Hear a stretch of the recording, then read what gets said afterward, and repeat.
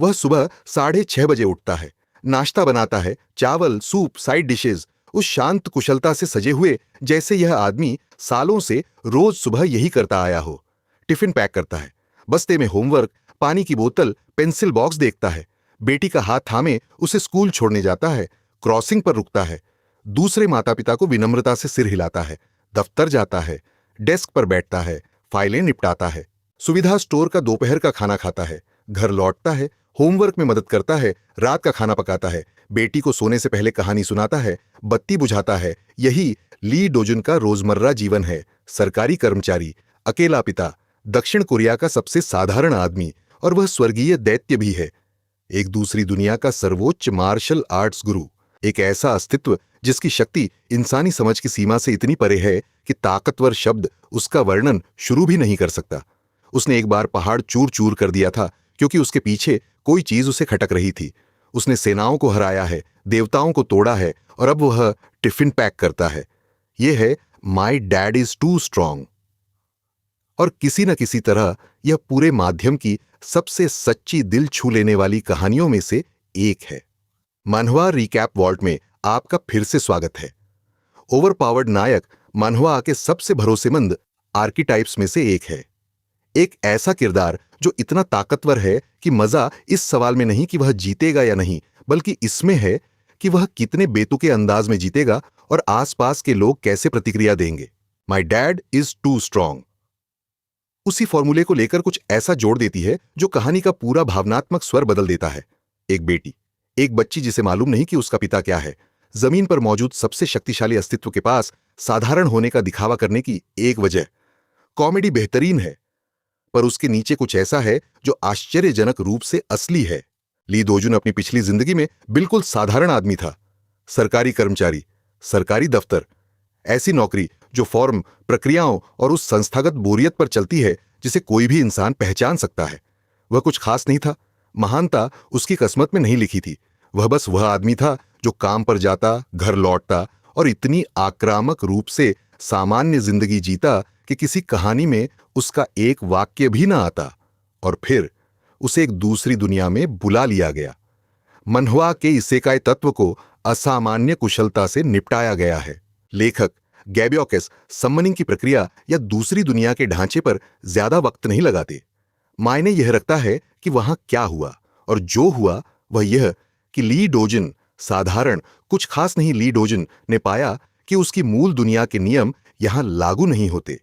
Martial arts, cultivation और शक्ति पदानुक्रमों की इस नई दुनिया में, जहां यह तय होता था कि कौन जिएगा और कौन मरेगा, डोजुन का शरीर प्रशिक्षण पर ऐसी गति और तीव्रता से प्रतिक्रिया देने लगा जिसने हर स्थापित सिद्धांत को तोड़ डाला।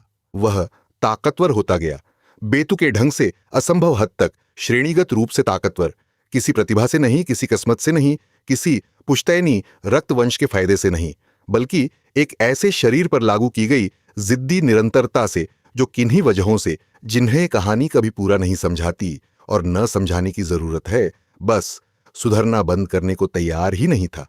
वह मार्शल पदानुक्रम पर चढ़ता गया, सुंदरता से नहीं बल्कि एक सरकारी कर्मचारी की तरह सूची निपटाने वाली, पीसने वाली निरंतरता से। एक प्रतिद्वंद्वी एक बार में, एक स्तर एक बार में, एक तकनीक एक बार में, जब तक उसके ऊपर कोई बचा ही नहीं। स्वर्गीय दैत्य, मुरिम, मार्शल जगत में यह उपाधि किसी रैंक का नाम नहीं है। यह एक की श्रेणी है, शिखर पर खड़ा अस्तित्व, सबसे ताकतवर। वह व्यक्ति जिसकी शक्ति यह तय करती है कि संभव क्या है, क्योंकि जिंदा किसी ने उसे पार नहीं किया। ली दोजुन उस शिखर पर पहुंचा और अकेला खड़ा रहा, और जिस दुनिया ने उसे बुलाया था उसके पास उसे देने को कुछ नहीं बचा था, सिवाय उस सवाल के जो बाकी कहानी को परिभाषित करता है। अब क्या? दोजुन के लिए जवाब तुरंत और सीधा था। उसे घर लौटना था, इसलिए नहीं कि दूसरी दुनिया की जिंदगी असंतोषजनक थी, इसलिए नहीं कि वह किसी चीज से भाग रहा था, बल्कि इसलिए कि उसकी एक जिंदगी थी, असली जिंदगी, एक ऐसी दुनिया में जहां उसकी बेटी उसके बिना बड़ी हो रही थी। उसने वापसी का रास्ता खोज लिया।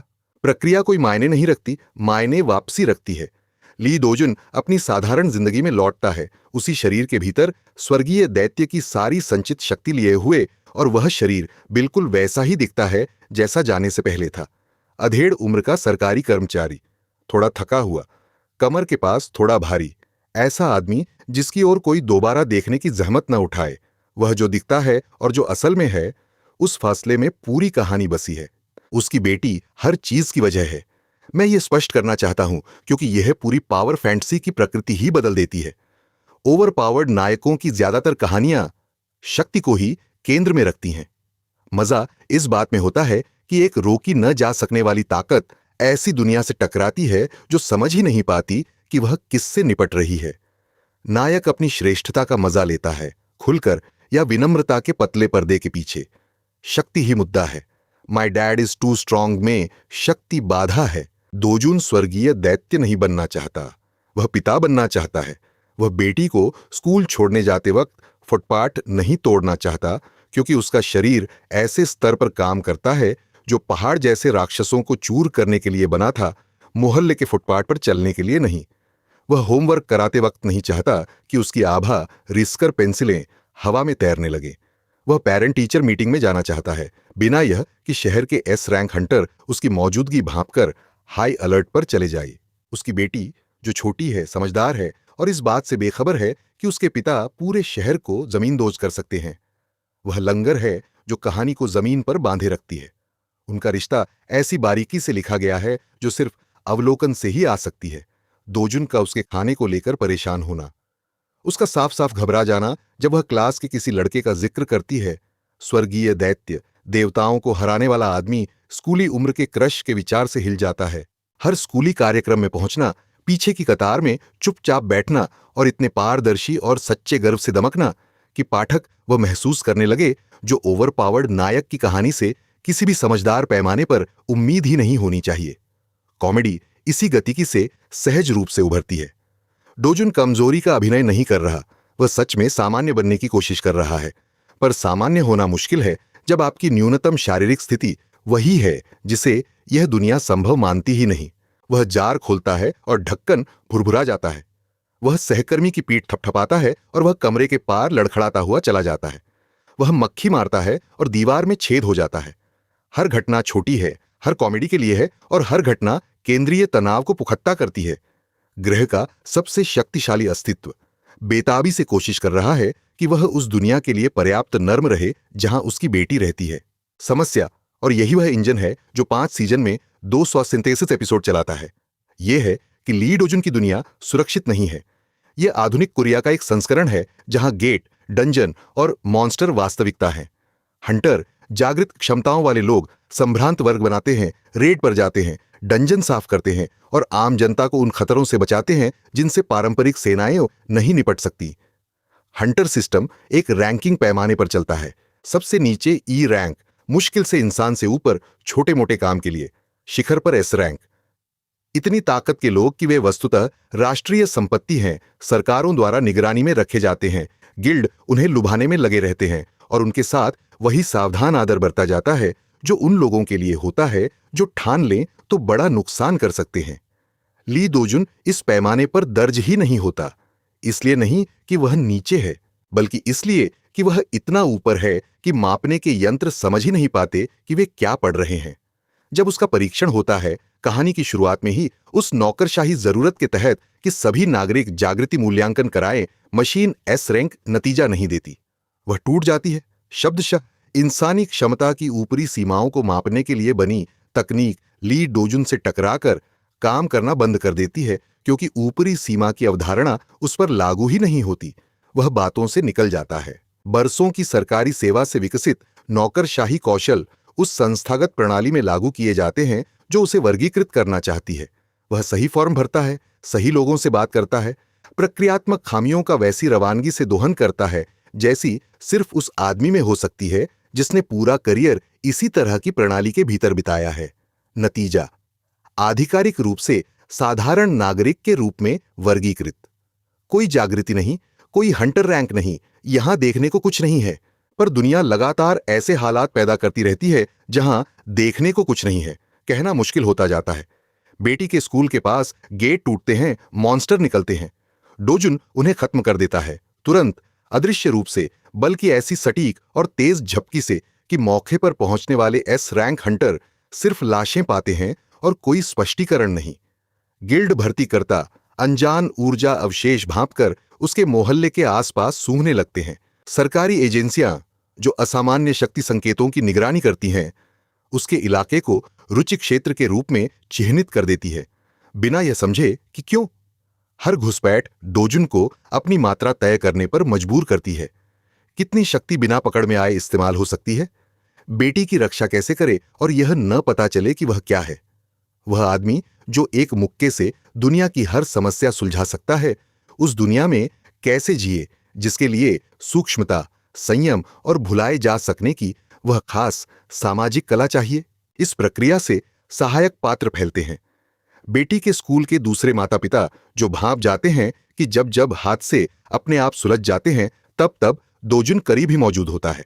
हंटर जो उसे आम नागरिक हालात में मिलते हैं और एक अजीब सहज बेचैनी महसूस करते हैं जिसे वे समझा नहीं पाते।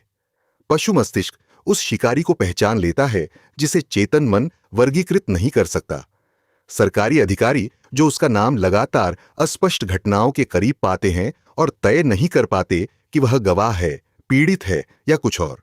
गलतफहमियों की कॉमेडी सीजन दर सीजन खूबसूरती से बढ़ती जाती है। हर लगभग पकड़ी गई स्थिति दांव बढ़ा देती है। हर सफल छुपाव और रचनात्मक हल मांगता है। और इस सब के बीच डोजुन की प्राथमिक चिंता, उसकी एकमात्र असली चिंता यह है कि क्या वह रात के खाने तक घर पहुंच पाएगा। पर मानवा समझती है कि बिना कभी कभी प्रकटन के सिर्फ छुपाव झुलाहट पैदा करता है। दर्शकों को वह दिखना चाहिए, वह पल चाहिए जब मुखौटा फिसले, सरकारी कर्मचारी ओझल हो और स्वर्गीय दैत्य सामने आए और जो सब मानते थे और जो असल में है, उन दोनों के बीच का फैसला इस तरह दिखे कि उसे किसी तर्क से ढांपा न जा सके। ये पल हर सीजन की ढांचागत चोटियां हैं। गेबियॉक्स इन्हें उस लेखक के अनुशासन से ढीला रखती है जो समझता है कि संयम प्रभाव को घातांकीय बना देता है। आप इंतजार करते हैं, आप डोजुन को पेरेंट टीचर मीटिंग में हड़बड़ाते, गिल्ड भर्तीकर्ताओं से बचते, थैले से जूझने का दिखावा करते देखते हैं। आप उसकी नागरिक जिंदगी की कॉमेडी सोखते हैं। और फिर एक खतरा आता है जो इतना बड़ा, इतना तेज, इतना घातक है कि सूक्ष्मता मुमकिन ही नहीं। और डोजुन का हाथ हिलता है एक बार। वह बॉस मॉन्स्टर, ऐसी सत्ता जिसके लिए पूरी एस रैंक रेड पार्टी, हफ्तों की तैयारी और स्वीकृत हताहत अनुमान चाहिए, अस्तित्व में रहना बंद कर देता है। हराया नहीं गया, तोड़ा नहीं गया, मिटाया गया। एक अकेले, साफ, असंभव रूप से तेज प्रहार से जो उस दुनिया में सीखी हुई हर चीज का बोझ अपने भीतर लिए है, जहां इतनी शक्ति बस जिंदा रहने के लिए न्यूनतम थी। प्रतिक्रियाएं ही इसे बेचती हैं। एस रैंक हंटर, किसी भी पारंपरिक माप से ग्रह के सबसे शक्तिशाली लोग उस चीज की राख में खड़े हैं जिसे वे संसाधित नहीं कर सकते। मॉन्स्टर गायब है, खतरा खत्म है, और हल्की सी सिलवटों वाली कमीज में एक अधेड़ आदमी चलता हुआ जा रहा है, फोन देखते हुए, क्योंकि बेटी की पियानो क्लास 20 मिनट में खत्म होगी और उसे वहां पहुंचना है। स्वर का यह झटका जानबूझकर और शानदार है। कॉमेडी प्रमुख स्वर है, पर जब एक्शन सतह पर आता है तो उसका वजन ऐसा होता है जो कॉमिक ओपी नायकों की कहानियां शायद ही कभी पा पाती हैं। क्योंकि डोजुन की शक्ति तमाशे के लिए नहीं दिखाई जाती, उसे झिझक, सटीकता और उस कुशलता से तैनात किया जाता है जो उस दुनिया में दशकों के अनुभव से आती है, जहां हिचक का मतलब था मौत। उसे इन पलों में मजा नहीं आता। उन हंटरों के चेहरों पर सदमा देखकर वह आनंद नहीं लेता जो गवाह बनते हैं। वह अपनी असली शक्ति के प्रदर्शन से ऐसे ही पेश आता है जैसे किसी दफ्तरी आपातकाल से। उस जिंदगी में दखल जिसे वह सच में जीना चाहता है, जिसे जितनी जल्दी हो सके निपटाना है, ताकि वह उस चीज पर लौट सके जो मायने रखती है। बेटी का पियानो रेसिटल, रात का खाना, होमवर्क, सोते वक्त की कहानियां, भावनात्मक ढांचा सटीक है। कॉमेडी आपको डोजुन पसंद कराती है, एक्शन आपको उसका सम्मान करवाता है, पर वह पालन पोषण, एक बच्ची को अकेले पालने का असली बेरंग रोजमर्रा का काम, वही आपको उससे प्यार करवाता है। और यही चढ़ाव मनहुआ को मनोरंजक से उठाकर सच में मर्मस्पर्शी बना देता है। ओवरपावर्ड नायक की शैली में एक ढांचागत समस्या है। जब मुख्य किरदार हार ही नहीं सकता, तनाव हवा हो जाता है। दर्शक हर मुठभेड़ का नतीजा पहले से जानते हैं। ऐसे में कहानी को रुचि कहीं और से जुटानी पड़ती है, कॉमेडी से, किरदार से, उस फैसले से जो नायक की शक्ति और दुनिया की उसकी धारणा के बीच होता है।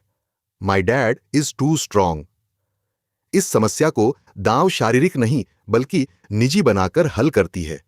दोजुन लड़ाई नहीं हार सकता, पर वह अपनी गुमनामी हार सकता है, अपनी खामोश जिंदगी हार सकता है। वह सामान्यता हार सकता है जिसकी उसकी बेटी हकदार है और जिसके लिए वह एक दूसरी दुनिया में दूसरे दुश्मनों के खिलाफ दूसरे हथियारों से लड़ चुका है। खतरा कोई मॉन्स्टर नहीं है, खतरा है पर्दे का उठ जाना। और मनहवा इस आधार से 247 एपिसोड तक सच्चा तनाव निचोड़ती है, क्योंकि पर्दा उठने के नतीजे भावनात्मक रूप से ऐसे विनाशकारी हैं जैसे शारीरिक हार कभी हो ही नहीं सकती। अगर दुनिया जान जाए कि ली दोजुन क्या है, तो उसकी बेटी की जिंदगी हमेशा के लिए बदल जाती है। वह निशाना बन जाती है, दबाव बिंदु बन जाती है, ग्रह के सबसे शक्तिशाली अस्तित्व की संतान जो उसे एक साथ सबसे सुरक्षित और सबसे खतरे में जीने वाली बच्ची बना देती है। दोजुन ये जानता है, हर छुपाव, हर मोड़, हर अभिनीत कमजोरी का पल, ये एक फैसला है कि वह अपनी बेटी को अपनी ही प्रकृति के नतीजों से बचाएगा। और उस फैसले का वजन हर दिन उठाया गया, बिना किसी स्वीकृति के, बिना किसी के यह समझे कि क्या त्याग हो रहा है।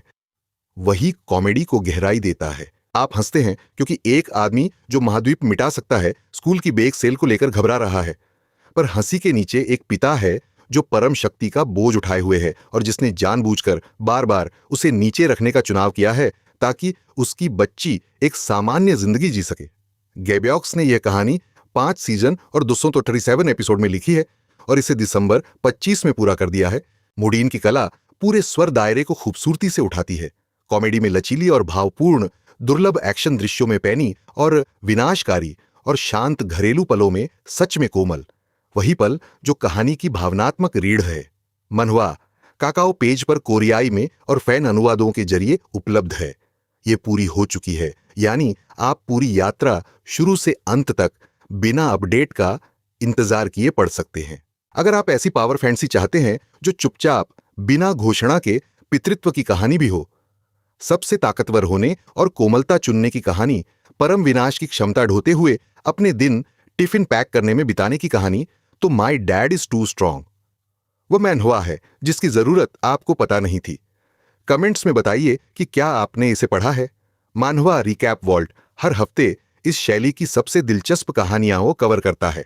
अगली के लिए यहां रहना चाहते हैं तो सब्सक्राइब कीजिए। देखने के लिए धन्यवाद। अगले एपिसोड में मिलते हैं।